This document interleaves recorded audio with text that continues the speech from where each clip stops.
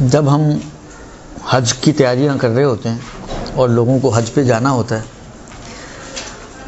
تو اس وقت عام طور پر علماء حضرات دو تین چیزوں کے اوپر بہت تاکید کرتے ہیں. ایک تو تقلید کے مسئلے پہ تاکید کی جاتی ہے کہ بھائی آپ کی تقلید معین ہونی چاہیے، اور اگر کسی نے دو تین سٹیپس میں تقلید کی ہے تو اس کو کس طرح سے عمل کرنا ہے. تو ایک تو تقلید کا مسئلہ ہوتا ہے. اسی طریقے سے ایک مسئلہ خمس کا ہوتا ہے جس کے اوپر علماء بہت زیادہ تاکید کرتے ہیں. اب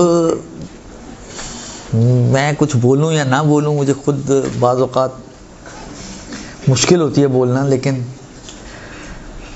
حالات چلیں بالآخر کچھ حد تک تاکید بہت زیادہ کرتے ہیں علماء حضرات خمس کے اوپر، اور اتنی تاکید ہوتی ہے کہ لوگ بیچارے جو ہے وہ پریشان گھوم رہے ہوتے ہیں کہ یار یہ خمس نکالنی پڑے گی، جبکہ بہت سے کیسز ایسے ہوتے ہیں اس حج کے جن میں خمس واجب ہوتی ہی نہیں ہے. اس لیے کہ مثلا وہ تو ایک عمومی مسئلہ بتا دیتے ہیں. اچھا، لوگوں کے ذہنوں میں جو چیز آتی ہے وہ یہ آتی ہے کہ شاید خمس اور حج جو ہے نا وہ اس طرح جڑے ہوئے ہیں کہ اگر خمس نہیں دی تو حج گیا. اچھا، حج ایک ایسی عبادت ہے جو ویسی زندگی میں ایک دفعہ سعادت ہوتی ہے بہت سے لوگوں کو، کیونکہ اکثریت تو ہماری مالداروں کی نہیں ہے، اکثریت تو ہماری مڈل کلاس یا لوور مڈل کلاس ٹائپ کے لوگوں کی ہے. اب یہ لوگ کتنے پاپڑ بیل کر حج پر جاتے ہیں. تو اچھا، یہ تو بالآخر ان کے لیے افورڈ بھی مشکل ہوتا ہے، اور حساس اس لیے بھی زیادہ ہوتے ہیں کہ بھائی 4 لاکھ 5 لاکھ 6 لاکھ خرچ کر رہے ہیں، زندگی کی جمع پونجی پتہ نہیں کس طرح جمع کیے ہوتے ہیں، اور اگر خدا نہ خواستہ حج خراب ہو گیا، باطل ہو گیا، تو یہ وہ بھی گئے اور یہ بھی گئے، نہ حج ہوا اور پیسے بھی گئے. اور پیسے واپس تھوڑی دیں گے. سعودی حکومت آپ کے خیال میں آپ کو پیسے واپس کر دے گی؟ یہ نہیں جی آپ کا حج کیونکہ باطل ہو گئی یہ آپ کو چیک واپس کر رہے ہیں، ایسا تو نہیں ہوگا. تو اس لیے بہت زیادہ سینسیٹیو ہوتے ہیں. تو ان کا تو چلے پھر بھی سمجھ میں آتا ہے، لیکن یہ ایک ایسا مسئلہ ہوتا ہے کہ مالدار لوگ بھی اس میں پھنسے ہوئے ہوتے ہیں، پریشان ہو رہے ہوتے ہیں، اس لیے کہ بالآخر 6-7 لاکھ چھوٹی رقم تو نہیں ہوتی. وہ مالدار بھی ہے. مثلا فرض کریں ایک بندہ اپنے فیملی کے ساتھ حج پہ جا رہا ہے، میاں بیوی ہیں، 3 بچے ہیں، 7 لاکھ کا بھی تو 35 لاکھ کی کہانی ہے. یہ 35 لاکھ کی کہانی میں خراب ہو گئی تو 35 لاکھ میں سے صرف ایک ہی ہٹے گا، باقی 0 جتنے مرضی لگاتے جائیں وہی بچیں گے. تو اس لیے زیادہ حساس ہوتے ہیں لوگ. اچھا، میں نے کہا نا، ہو سکتا ہے کہیں بیان میں کوتاہی ہو سکتا ہے کہیں سمجھنے میں کوتاہی ہو. ہمارے ہاں تو دونوں چیزیں چل رہی ہوتی ہیں کہ بعض اوقات بیان صحیح طرح سے نہیں کیا جاتا، بعض اوقات بیان تو صحیح کیا گیا تھا، سمجھنے والے صحیح طرح سے نہیں سمجھ پاتے. تو ان کے ذہنوں میں یہ کانسیپٹ آ جاتا ہے کہ یہ حج اور خمس جو ہے نا ان کا آپس میں کوئی گٹھ جوڑ ہے، کہ خمس دیں گے تبھی حج ہوگا. یعنی وہ یہ سوچتے نہیں ہے کہ بھائی یہ پیسہ تو میرا اسی سال کا، تو خمس کس بات کی؟ خمس تو سال کے بچت پہ ہوتی ہے نا. اگر فرض کریں اسی سال آپ نے کمایا، پچھلا نہیں چلا آ رہا، اسی سال آپ نے کمایا اور سال پورا ہونے سے پہلے ہی آپ حج کر کے واپس بھی آ جائیں گے، تو کس بات کا خمس؟ کس چیز کا خمس؟ یہ تو وہ رقم ہی نہیں ہے کہ جس کے اوپر ابھی خمس واجب ہوا ہو. ایک چیز بعض اوقات ہوتا ہے کہ مثلا فرض کریں آپ کسی کا نیابتی حج کر رہے ہیں، کسی نے آپ کو کہا کہ یہ پیسے لو جاؤ حج پہ کر دو، مثلا میری ماں کا کر دو، میرے باپ کا کر دو. وہ بھی پریشان ہو رہا ہوتا ہے کہ یار میں خمس کیسے دوں، جبکہ اس کو تو ابھی ملے ہیں پیسے، اس پہ کس بات کی خمس؟ یا بیوی کو شوہر کروا رہا ہوتا ہے، کبھی الٹا بھی ہو جاتا ہے، کسی کی خدیجہ ہو بیوی تو وہ شوہر کو کروائے گی، درست؟ تو وہ تو اس کو گفٹ کر رہا ہے حج. حتیٰ اگر شوہر خمس دینے کا عادی نہیں بھی ہے، خمس نہیں بھی دیتا، تب بھی بیوی پہ خمس واجب نہیں ہے، اس لیے کہ وہ تو اپنے مال سے تو کر ہی نہیں رہی ہے. ہاں، جو مال شوہر اگر ایسا مال ہے جس پہ خمس واجب ہو چکا تھا اور اسی مال سے وہ بیوی کو حج کروا رہا ہے، تب بھی بیوی کے حج میں کوئی مشکل نہیں ہے. میکسیمم یہ ہوگا کہ وہ جو شوہر صاحب ہیں ان کی گردن پر وہ حج کے خرچے کا خرچ بھی ان کی گردن پہ چلا جائے گا، لیکن بیوی کے حج میں کیا پریشانی ہے؟ لیکن میں نے جو محسوس کیا ہے، جو لوگوں سے سنتا ہوں، یا جب لوگ حج کے سیزن میں کالیں کرنا شروع کرتے ہیں تو اندازہ ہوتا ہے کہ یہ بالآخر کچھ سر صحیح کہہ رہے ہیں آپ، وہ یہی ہوتا ہے، کچھ چل رہا ہے، یہی ہوتا ہے. سب لوگ وہ دے رہے ہوتے ہیں، انویلپ دے رہے ہوتے ہیں ان کو کہ ہمیں تو نہیں دیتے یار. سر آپ نے کہا نہیں ہوگا. خیر، عرض خدمت یہ کہ آپ تو ایک انویلپ دیکھتی ہیں نا. میں نے کہا نا میں کچھ بول بھی نہیں، میں ایسی جگہ پہ پھنسا ہوں گا، نہ میں بول سکتا ہوں نہ میں کچھ بتانا. میں اس لیے ضروری سمجھ رہا ہوں کہ اس توسط سے بالآخر میسج دوسروں تک بھی پہنچے. بہت اچھی بات کی ہے، شکریہ. لوگوں کی جو ہے نا چیزیں کلیئر نہیں ہوں گی. تو یہ ایک بڑا مشکلہ ہے کہ واقعاً کیا ایسا ہے کہ اگر ہم چلیں تھوڑی دیر کے لیے ہم فرض کر لیں، ابھی تو میں نے کہا نا کہ یہ تو ایسے کیسز ہوتے ہیں جن میں حج خمس واجب ہوتا ہی نہیں ہے، اسی سال کا پیسہ ہے، اسی وقت کسی نے دیا ہے پیسہ کہ جاؤ جا کے حج کر لو، شوہر بیوی کو حج کروا رہا ہے، گفٹڈ حج ہے، کسی بھی صورت میں خمس واجب نہیں اس کے اوپر. لیکن اگر جنہوں نے دیا ہی نہ ہو پھر بھی یہ پیسہ تو وہ ہے نا، یہ تو مجھے معلوم ہے میرا یہ وہ پیسہ ہے جو میرا اسی سال کا پیسہ ہے. اگر نہیں دیا ہوا تو پچھلے سالوں کا نہیں دیا ہوا، وہ میری گردن پر ہے، لیکن اس کا اس سے کیا تعلق ہے؟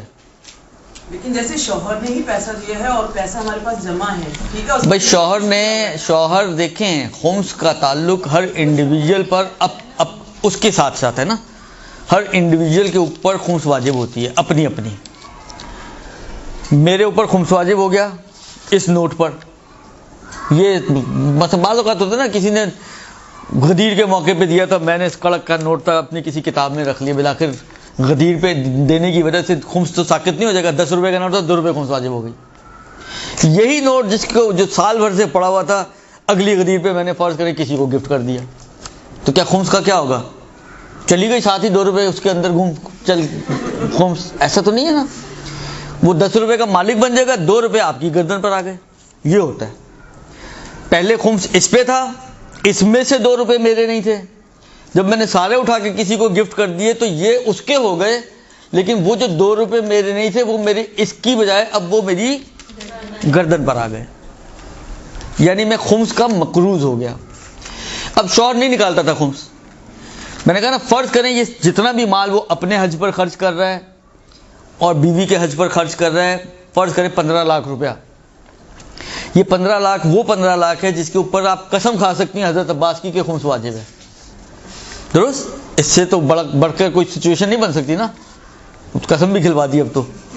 درست؟ میکسیمم جو ہوگا وہ یہی ہوگا کہ یقینی طور پر یہ وہ مال ہے جس پہ خمس واجب ہوگا.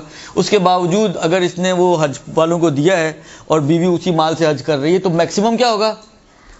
بیوی کے حج پہ تو کوئی آنچ نہیں آئے گی. شوہر اس پیسے کی خمس کا مثلا 7 لاکھ تھا، 7 لاکھ 7.5 لاکھ تھا، 7.5 لاکھ کی خمس کتنی بنی؟ کس کا حساب اچھا ہے؟ 1.25 لاکھ. سر مطلب شوہر کے اوپر ڈال دیا کرے وہ ہم لوگ 1.5 لاکھ ہیں؟ شوہر کے گردن پہ ڈال نہیں، اگر شوہر اپنے پیسوں سے کروا رہا ہے تو، ورنہ اگر آپ اپنے پیسے سے جا رہی ہیں تو پھر آپ کا حساب آپ کے ساتھ، شوہر کا حساب شوہر کے ساتھ. تو میکسیمم یہ ہوگا کہ یہ خمس کا جو مقروض ہو جائے گا. اور بیوی کا حج تو اپنی جگہ پہ صحیح ہے، بیوی کے حج میں کیا پریشانی ہے. درست؟ اب ہم اسی فرض پر بات کرتے ہیں. یہ مجھے بولنا نہیں تھا لیکن بات آئی ہے اس لیے یہ مطلب یہ آ ہی گیا. چلیں اب ہم اسی فرضیے پہ بات کرتے ہیں، اور وہ فرضیہ یہ ہے کہ جس صورت میں یقینی طور پر میری گردن پر اس مال کا خمس واجب ہو چکا ہو اور اسی مال سے میں اگر حج کروں تو میرا حج صحیح ہے یا حج صحیح نہیں ہے. میرا اندازہ یہ ہے کہ جو مولانا حضرات اتنی تاکید کرتے ہوں گے وہ آپ کو گناہ سے بچانے کی خاطر اور بالآخر مزید گناہ میں نہ پڑیں شاید اس لیے کرتے ہوں گے، ورنہ اس کا حج سے کوئی تعلق نہیں ہے. جو سچویشن آج کل جو مارکیٹ سچویشن چل رہی ہیں، مارکیٹ سچویشن یہ نہیں کہ جو منڈی چل رہی ہے اور بازار کھڑے ہوئے ہیں اور یہ نہیں، یعنی جو ہمارے خرید و فروخت کا انداز ہے. اگر آپ کو یاد ہو، آپ میں سے کچھ چہرے تو ایسے ہیں جن کو حتماً یاد پورا نہ بھی ہو تو کچھ نہ کچھ تو یاد ہونا چاہیے کہ میں نے آپ لوگوں کی خدمت میں عرض کیا تھا کہ جب چیزیں ہم خریدتے ہیں تو دو طرح سے معاملہ ہوتا ہے. یاد ہے کسی کو؟ جی سر یاد ہے کہ ایک تو وہی نوٹ دیا جائے.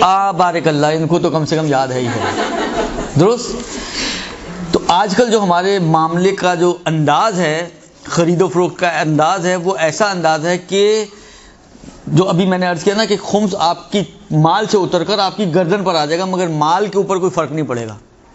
لہٰذا آپ گئی احرام خریدنے اس پیسے سے جس کے اوپر خمس واجب تھا. آپ نے کہا بھائی ایک احرام کا کپڑا دے دو، سوٹ دے دو یا ٹاول دے دو، اپنے بھی لے رہی ہیں، شوہر کے لیے بھی لے رہی ہیں، اور بعد میں آپ نے وہی خمس والوں پیسے سے اس کو پیسے پیمنٹ کر دی.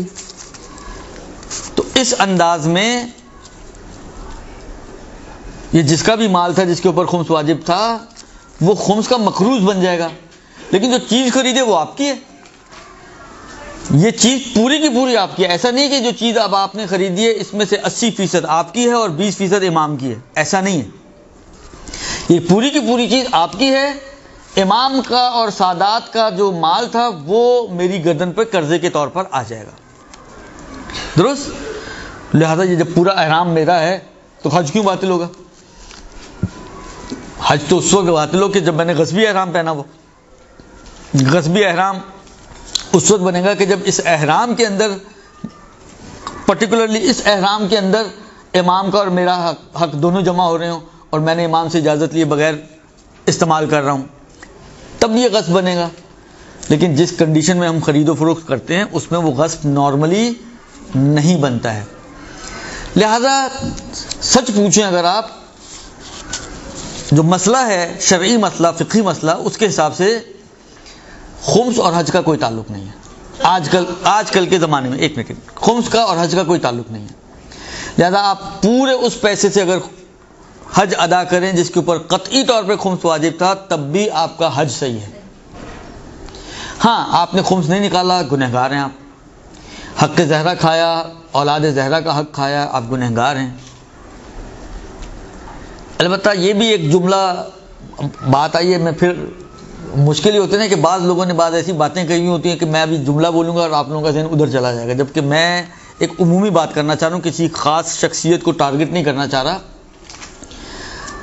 کہ بات صحیح ہے یا صحیح نہیں ہے. میں اس اینگل سے بات کرنا چاہ رہا ہوں کہ بعض کہتے ہیں، یہ بعض جگہ آپ پوسٹیں وغیرہ بھی دیکھتے ہیں کہ جس طرح مثلا فدق کھانے والے لانتی تھے اسی طرح حق کے زیادہ خمس نہ دینے والا بھی لانتی ہے. مثلا ایسا نہیں ہے.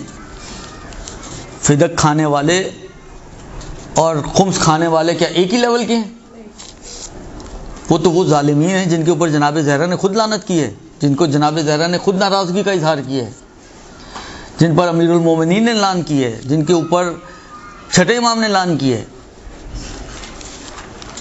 ایک مومن جو علی کی ولایت کو مانتا ہو وہ کیسے اس شخص کے برابر ہو سکتا ہے کہ جو دشمن علی ہو؟ کبھی بھی ان کا یہ مقایسہ ہی غلط ہے. مطلب میں اگر نماز نہیں پڑھتا تو میں مثلا فرض کریں ابن ملجم کی طرح ہو گیا، اس نے بھی اس دن نماز نہیں پڑھی تھی، قتل کرنے میں مصروف تھا. کبھی بھی ایسا نہیں ہوتا. اب وہ آپ شاعری میں لے آئیں یا بالآخر جذباتیت میں کوئی ایک بات کر دیں تو یعنی کم سے کم بات کرنے سے پہلے سوچنا چاہیے انسان کو. ایسے ہر کسی کو لانتی نہ بنا دیں. درست.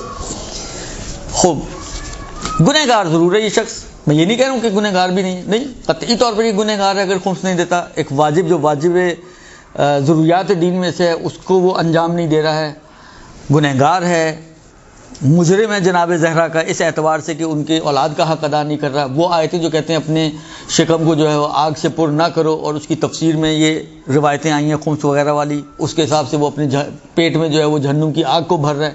یہ سب اپنی جگہ مسلم، لیکن اس سب کے باوجود حج اس کا صحیح ہے. حج اس کا اپنی جگہ پر صحیح ہے.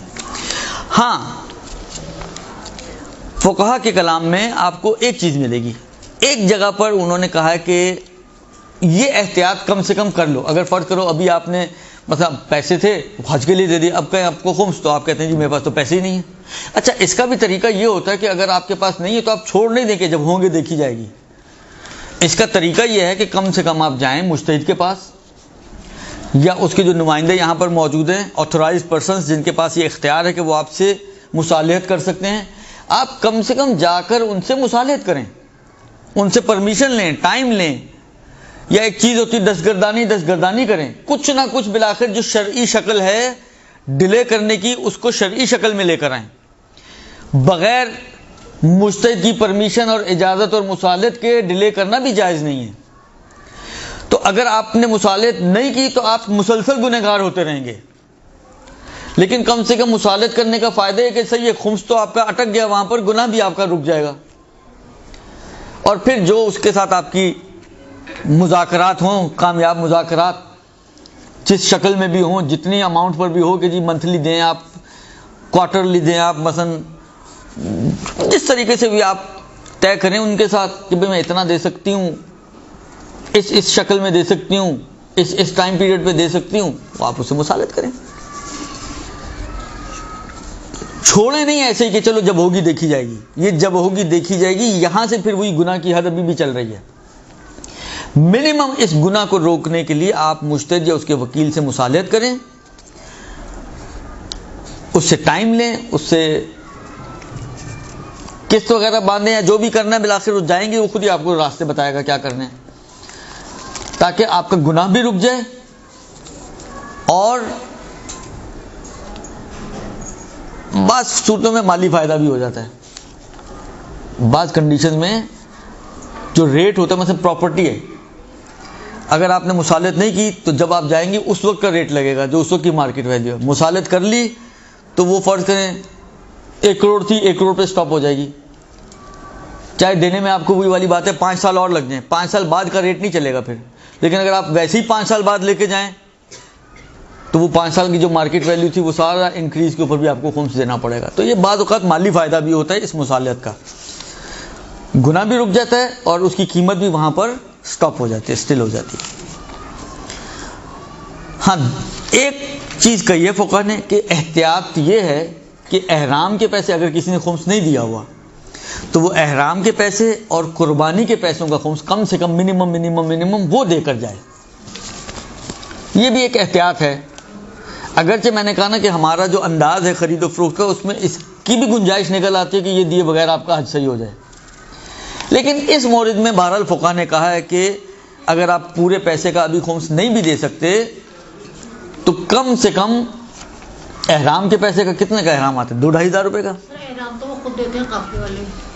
بارک اللہ، اگر قافلے والے دیتے ہیں تو وہ بھی آپ کے ایک نیا گفٹ ہے تو اس پہ بھی خمس نہیں ہوگا. تو بکرا تو آپ اپنی جیب سے لیں گے یا وہ بھی قافلے والے دیں گے؟ لیکن وہ آپ نے پیسے دیے ہوئے ہوتے ہیں، وہ اپنی طرف سے نہیں دے رہے ہوتے. ویسے تو اصولی طور پہ دیکھیں تو وہ احرام کے بھی پیسے آپ سے لے چکے ہوتے ہیں. اتنا شریف کوئی نہیں ہوتا جو اپنی جیب سے پالے لوگوں کو. خیر، لیکن چلیں اس میں ہم تصور کر سکتے ہیں کہ وہ جو ہے ان کی طرف سے ایک گفٹ ہے 2-2.5 ہزار روپے کا، تو ممکن ہے شاید اتنا نہ ہو، لیکن بکرا تو 500 ریال کا ہوتا ہے. 500 ریال کا مطلب یہ کہ 15,000 روپے کا. وہ ہر حاجی کو 15 ہزار کے اگر گفٹ دینے لگے ہاں تو وہ اس میں لیے ہوئے ہوتے ہیں آپ سے پیسے اس سے. تو اس پیسے کا خمس اگر واجب ہو چکا ہے، خمس وہ بھی اس صورت میں کہ اگر خمس واجب ہو چکا ہے، اگر نیا پیسہ ہے یا وہی جو بیوی والی مثال دے رہا ہوں، ان تمام مثالوں میں تو ویسے ہی واجب نہیں ہے خمس، تو اس میں احتیاط بھی نہیں ہے. احتیاط صرف اس صورت میں ہے کہ اگر مجھ پر خمس واجب ہے، میں اپنے خمس والے جس پہ واجب تھا اسی مال سے حج پہ جا رہا ہوں، تو چاہے میں آگے ٹکٹ کے، ایئر ٹکٹ کے، ہوٹل کے، کھانے پینے کے ان کا نہ بھی دوں تو منیمم احرام کا کپڑا اگر وہ بھی آپ کے پیسوں سے لیا آپ نے، اور قربانی کی قیمت کے جو آپ کریں گے مینا کے میدان میں، منیمم احتیاط یہ ہے کہ اس کا خمس ضرور دے دیں. اس سے زیادہ میں تو احتیاط بھی نہیں کہی انہوں نے. البتہ پھر وہی والی بات ہے، مصالحت ضرور کر کے جائیں، وہ ضروری ہے، وہ ضروری ہے، کیونکہ اس کے بغیر تو آپ کے لیے تصرف بھی جائز نہیں ہے مال میں. چاہے اس کے اندر 80% آپ ہی کا مال ہے، لیکن اس کے باوجود آپ تصرف نہیں کر سکتے، استعمال نہیں کر سکتے. تو وہ تو ضروری ہے ہی، لیکن اگر وہ کر لیا آپ نے ایک دفعہ تو پھر تو اس احتیاط کی بھی ضرورت. ابھی اس کو چھوڑ دیں، ابھی میں وہ ادھر ادھر نہیں جانا چاہ رہا ہوں، ابھی پچھلے خمس کو چھوڑ دیں. ابھی تو ہم حج کی خمس کی بات کر رہے ہیں، کیونکہ ایک بہت بڑی غلط فہمی ہے لوگوں کے درمیان اور بہت غلط انداز سے یہ مسئلہ پھیلا ہوا ہے، تو اس لیے میں نے چاہا کہ اس کی ایک تصحیح ہو جائے اور شاید حج سے پہلے کسی کا کچھ بچت ہو جائے. درست ہو. برحمتك يا أرحم الراحمين وصلى الله على محمد وآله الطاهرين.